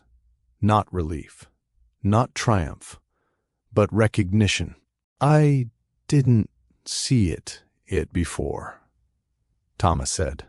"Or maybe I did, and chose not to." "That matters," Eleanor said. "Which one it was?" He nodded. It was the second. They sat with that truth, letting it settle fully. "I can't undo what I planned," he said, "but I can stop moving forward, as if it's already decided." Eleanor held his gaze. "Stopping isn't enough." "I know," he replied. "I need to rebuild trust. And I don't know yet if I can do that." Her chest tightened, not with fear, but with honesty. "Then we take this one step at a time," she said. "Without guarantees." He nodded again. "Without guarantees." That night, they didn't share a bed. Not as punishment, as space. Eleanor slept deeply. Anyway, in the days that followed, Thomas began doing something unfamiliar. He slowed down, not performatively, not dramatically. He asked questions and waited for answers. He shared decisions while they were still forming. He sat with discomfort instead of managing it away. And Eleanor, perhaps most importantly, did not rush to reward the effort. She stayed present, open, but firm. She noticed behavior, not intention. She allowed herself to hope without surrendering clarity. Weeks passed. The divorce filing was withdrawn quietly. No announcement, no victory lap, just a choice reversed through action. Therapy followed, not as a gesture, but as a necessity. Hard conversations surfaced patterns neither of them could ignore now. Control, avoidance, the cost of unspoken power. Eleanor didn't soften the truth to make it easier. Thomas didn't look away from it to make it manageable. Change came slowly, unevenly, but it came. And one evening, sitting across from each other long after the house had gone quiet, Eleanor felt something unfamiliar and welcome settle between them. Balance, not perfection, not certainty, balance. She realized then that waiting hadn't been an act of endurance this time. It had been an act of self-respect. And because of that, whatever love remained between them felt different, less fragile, less conditional, more earned. For the first time since the celebration dinner, Eleanor allowed herself to believe in something steady. Not because it was promised, but because it was practiced. Change didn't announce itself with certainty. It settled in quietly, the way new habits do. Tentative at first, almost fragile. Eleanor noticed it in small moments that would have gone unremarked before. Thomas asked before committing to travel. He paused before answering questions that once came automatically. He listened without interrupting, and didn't rush to fix what made him uncomfortable. These were not grand gestures. They were choices, repeated, inconvenient, sometimes clumsy. And that was how Eleanor knew they mattered. Ordinary life returned slowly, cautiously, like an animal testing unfamiliar ground. Mornings resumed their routines. Evenings found their rhythm again. But the space between them had changed. It no longer hid assumptions. It held awareness. One evening, Eleanor mentioned a long-term project she was considering, one that would require travel and a shift in her schedule. She watched Thomas carefully as she spoke, not for approval, but for recognition. He listened fully, asked questions, thought before responding, "How do you feel about it?" He asked. The question landed differently now. "I feel excited," Eleanor said, "and a little afraid." "That makes sense," he replied. "How can I support you?" Support, not accommodation, not tolerance. Support. Eleanor felt something loosen in her chest, not because everything was suddenly fixed, but because the language had changed. Still, she didn't romanticize the progress. She knew better. Change that survives crisis must also survive comfort. That the real test. As the weeks passed, the external world resumed its pull. Thomas's work demanded attention again. Invitations returned. Expectations followed. The same forces that had once crowded Eleanor out circled cautiously, waiting to see if the old patterns would reassert themselves. They almost did. One afternoon, Thomas mentioned an upcoming event, another public appearance, another celebration tied to success. He spoke as if it were already decided, then stopped himself mid-sentence.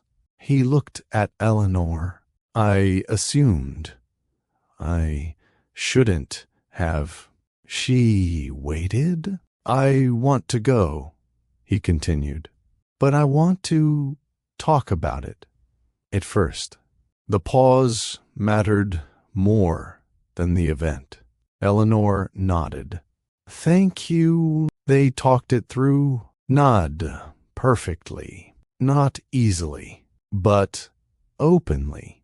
And when they reached a decision together, one that respected both their needs, Eleanor felt a quiet confidence settle in. This what partnership looked like. Not constant agreement, not equal interest, shared authorship. That night, Eleanor lay awake, thinking about the past year, not with regret, but with clarity. She could trace the line between the woman she had been and the one she was now. The moments where she had almost retreated. The moments where she had stood firm instead. She realized something important then. Love hadn't been saved by patience. It had been reshaped by honesty. The difference mattered. She knew now that self-respect wasn't a phase you outgrew once things stabilized. It was a practice you carried forward, especially when life became easier again. Thomas, to his credit, seemed to understand this too. One evening, as they walked together through their neighborhood, he said something that stayed with her. "I used to think the hardest part of success was getting there," he said. "Now I think it's learning how not to let it take everything else with it." Eleanor looked at him, thoughtful. "Oh, are you learning?" He nodded. Trying. Trying was no longer a promise. A process. There still moments of friction, times when Thomas slipped into old habits, times when Eleanor felt the familiar urge to manage instead of speak. But now, those moments didn't pass unnoticed.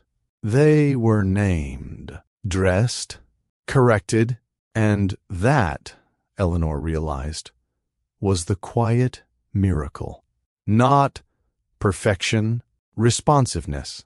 Ordinary life tested them daily now, not with crises, but with choices. And each time they chose awareness over assumption, Eleanor felt the ground beneath her grow steadier. She no longer wondered if she would lose herself again. She trusted that she wouldn't, because she knew how to find herself now. The final test didn't come with tension or raised voices. It arrived quietly, disguised as opportunity. Eleanor received an offer she hadn't expected, one that would require significant time away, travel, and a reorientation of priorities. It was the kind of opportunity she once would have filtered immediately through the lens of what it might cost her relationship. This time, she didn't. She read the details carefully. She imagined the work, the pace, the growth.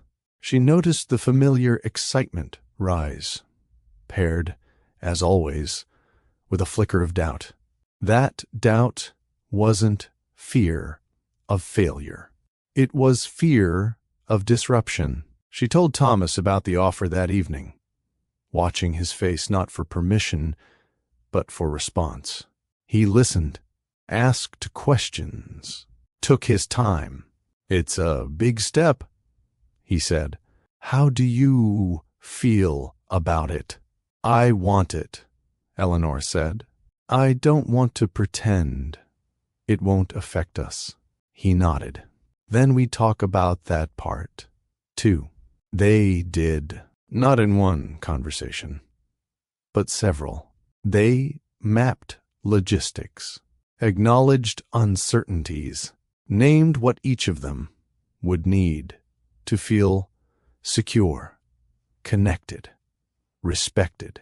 At one point, Thomas said something that stopped her.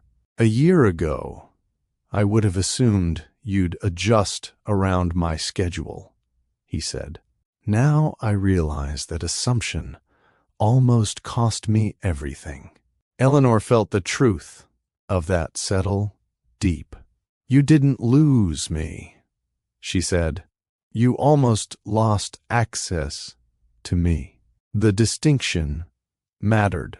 The decision took time, but it didn't fracture them. Eleanor accepted the offer, not as a test of the marriage, not as an act of defiance, as an expression of self-trust. Thomas supported her, not perfectly, not without moments of discomfort, but sincerely. He adjusted his schedule where possible. He showed up when it mattered. He asked when he didn't know how. And Eleanor noticed something else, too. She didn't feel guilty. That was new. Months later, on a quiet evening, they returned to the same restaurant where everything had nearly unraveled. There was no announcement, no audience, just the two of them at a small table near the window. They didn't speak about the past right away. They ordered. They ate. They sat in the familiarity of the space without letting it define them. Finally, Thomas said, "I think about that night often." "So do I," Eleanor replied. "I thought love was about holding everything together," he said. "Now I think it's about knowing when to stop holding and start meeting." Eleanor smiled softly. "That's how it felt to me." They sat in comfortable silence after that. Looking around the room, Eleanor realized how different she felt now. Not because the circumstances had changed, but because she had. Love no longer felt like something she had to earn through endurance. It felt like something built through mutual care, steady attention, and respect that didn't waver under pressure. She knew there were no guarantees. No relationship was immune to strain. But she also knew she would never again stay in a life that required her to disappear. And because of that, whatever love remained felt balanced, supported, earned. Eleanor reached across the table and took Thomas's hand, not out of habit, not out of fear, but out of choice. The room didn't applaud. Nothing dramatic happened. And that was exactly the point. The steadiness didn't arrive with certainty. It arrived with practice. Eleanor noticed it first in the way she moved through her days. Unhurried, attentive, no longer bracing for impact. She woke without the low-grade tension she had once mistaken for normal. Decisions felt cleaner now, guided less by fear of disruption and more by alignment. Life had not become easier. It had become clearer. She traveled more for work, and each time she packed, she checked in with herself, not to justify the choice, but to confirm it. Thomas adjusted, sometimes awkwardly, sometimes with quiet grace. They missed each other in ways that felt honest, not anxious. They talked, often, about small things and large ones, about what was working and what still needed attention. Eleanor didn't soften her truths anymore, and Thomas no longer treated discomfort as something to outmaneuver. Respect had become a daily verb. One evening, after Eleanor returned from a long trip, she and Thomas sat on the couch, shoes kicked off, the house lit only by a single lamp. There was no urgency in the air, no unresolved tension pressing against the walls. "I used to think love was about staying," Thomas said, almost to himself. Eleanor looked at him. "Staying where?" "In situations that didn't fit anymore," he replied. "I thought endurance was loyalty." She nodded.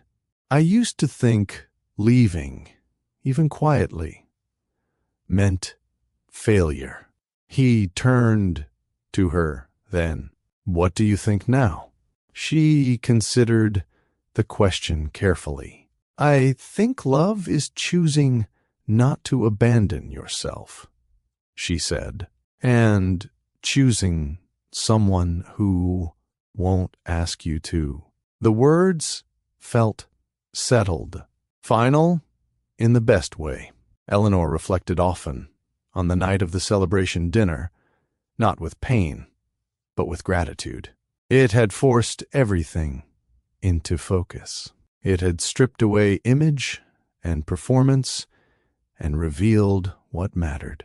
She had learned that dignity doesn't always announce itself. Sometimes it looks like standing up without explanation. Sometimes it looks like walking away without drama. Sometimes it looks like staying only after truth has been restored. The lesson stayed with her beyond marriage. At work, she spoke plainly and trusted the room to meet her there. With family, she named limits without apology. In friendships, she noticed who adjusted with her and who only benefited from her flexibility.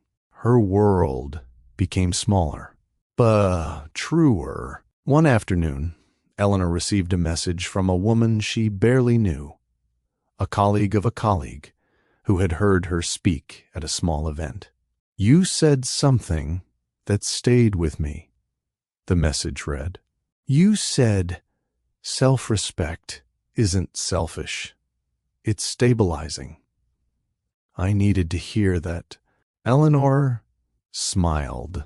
She hadn't been trying to teach. She had simply been living differently. That was the education. That evening, she and Thomas walked through their neighborhood, hands brushing occasionally, not always touching. There was ease between them now.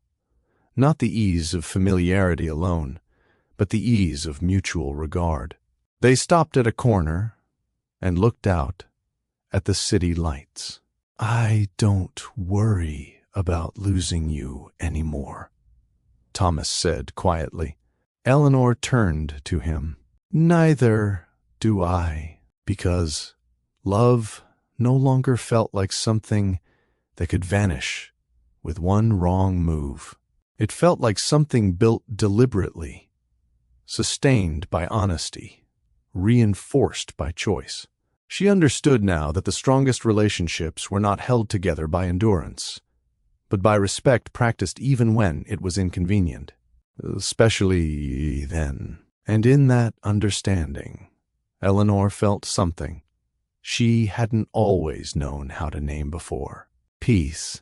The ending didn't arrive as a declaration. There was no single moment Eleanor could point to and say, "This is where everything resolved."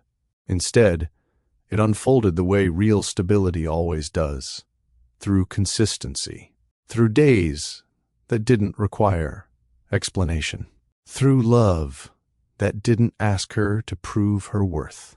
Eleanor understood now that endings weren't about closure. They were about grounding. One evening, months later, Eleanor sat alone on the back porch as dusk settled in. The air was cool, the kind that invited reflection without demanding it.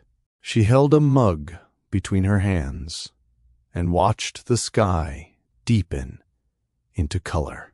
She thought about the woman she had been before, how carefully she had learned to manage herself, how often she had confused being chosen with being needed, how deeply she had believed that love was something you maintained by making yourself easier to keep. That woman hadn't been weak. She had been trained, and training could be unlearned. Thomas joined her quietly, sitting beside her without interrupting the silence. They didn't fill it right away. They had learned not to. "I'm grateful you didn't leave that night," he said, eventually. Eleanor nodded. "I'm grateful I knew I could." The truth of that settled warmly between them. She knew now that the power to leave and the willingness to stay were not opposites. They were partners. Love only felt safe when both existed.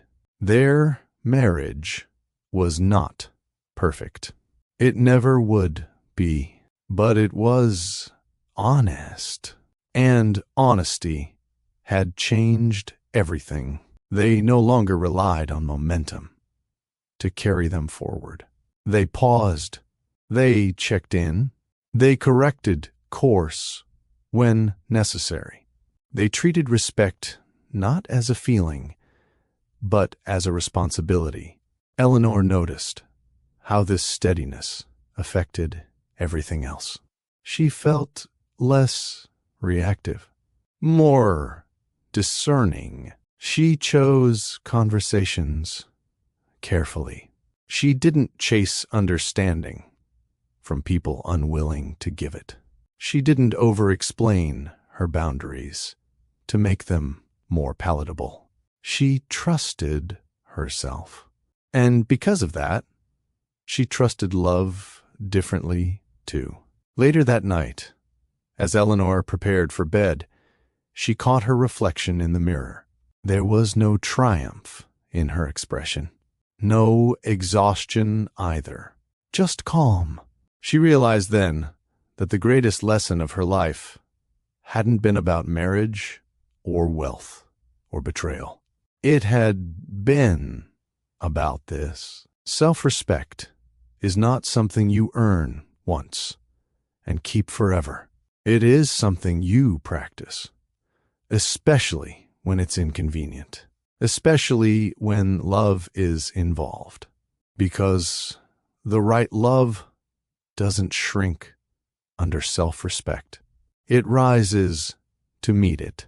Eleanor turned off the light and lay down beside Thomas, not clinging, not retreating, just present. The house was quiet, not waiting, at rest. And in that quiet, Eleanor felt certain of one thing, not as hope, not as belief, but as lived truth. Love, when built on dignity, does not demand endurance. It offers balance. It offers safety. It offers room to stand. And that, more than passion, more than promise, was what made it last. At Love Stories by Mr. Johnson, we tell stories about love built on dignity, honesty, and self-respect. If that matters to you, subscribe. Because the right stories don't just entertain, they guide.